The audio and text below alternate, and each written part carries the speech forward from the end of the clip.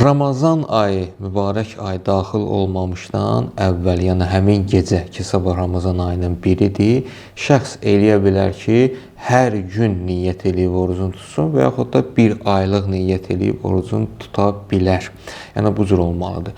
Amma hər gün niyyət eləyən şəxs sualda da qeyd olunduğu kimi yadından çıxıbsa ki, niyyət eləmək, həmin şəxs niyyətin son vaxtı zöhr azanına qədərdir. Zöhr azanına qədər yadına düşsə, niyyət eləyib orucunu tutmalıdır. Amma bunu da qeyd eləyək ki, əgər bir şəxs səhər durub imsak eləyibsə, bu elə özü əslində niyyət deməkdir.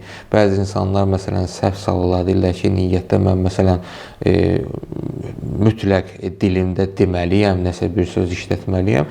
Heç bir şey deməyə ehtiyac yoxdur. İnsanın elə orucu tutması, yəni imsak eləməsi, bu şeylərdən çəkinməsi, orucu batil edən şeylərdən çəkinməsi və başa düşməsiniz ki, bu ac qalmağım Ramazan ayına görədir, bu özü elə niyyətdir.